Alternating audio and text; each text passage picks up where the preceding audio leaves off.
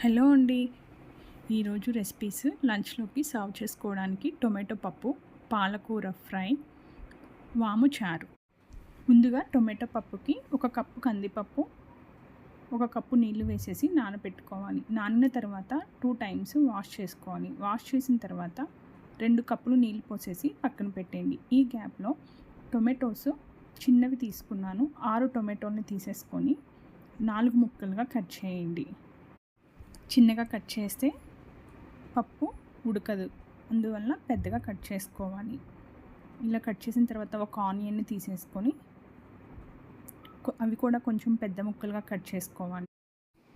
ఈ వీడియోలో చూపించిన విధంగా మీరు రెసిపీస్ని ఫాలో అయినట్లయితే కర్రీ మీకు కూడా ఉంచకుండా మొత్తం తినేస్తారు.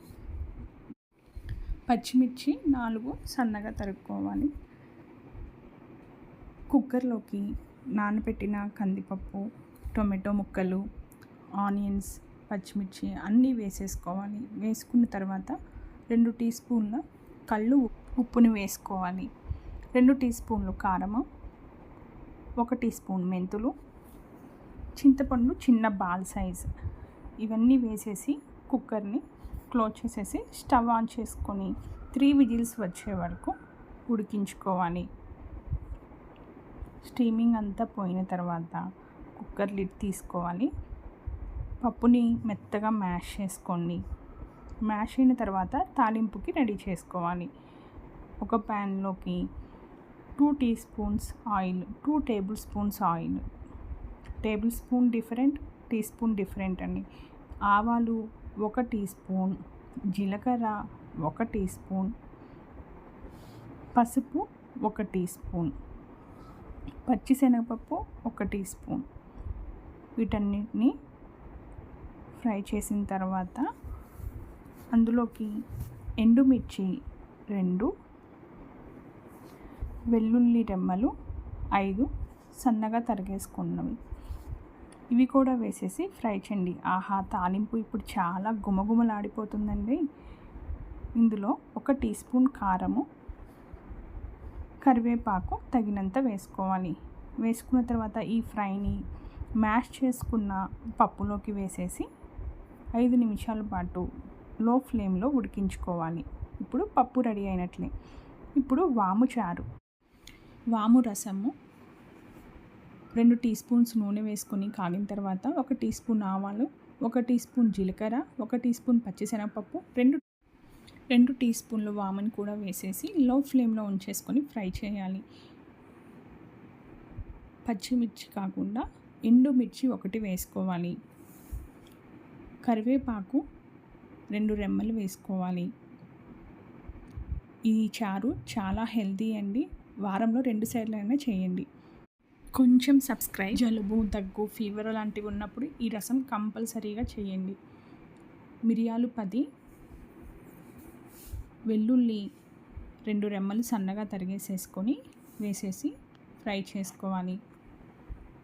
ఇలా ఫ్రై అయిన తర్వాత 2 టొమాటోలు తీసుకొని సన్నగా తరిగేసుకోండి. ఈ తరిగిన వాటిని కూడా వేసేసి టొమాటోలు గుజ్జుగా ఉడికేంత వరకు ఫ్రై చేయండి.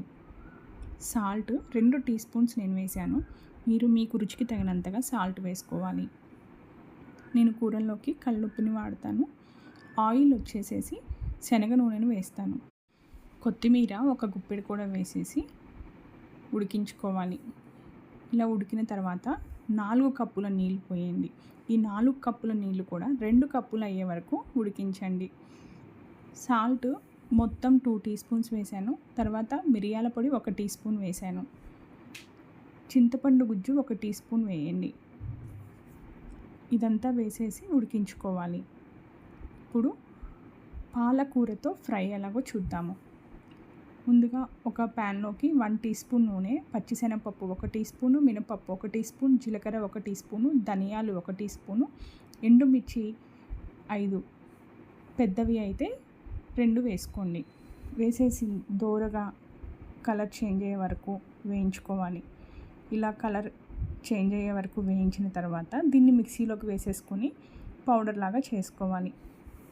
అదే ప్యాన్లోకి ఇంకొక టీ స్పూను ఆయిల్ వేసుకోవాలి.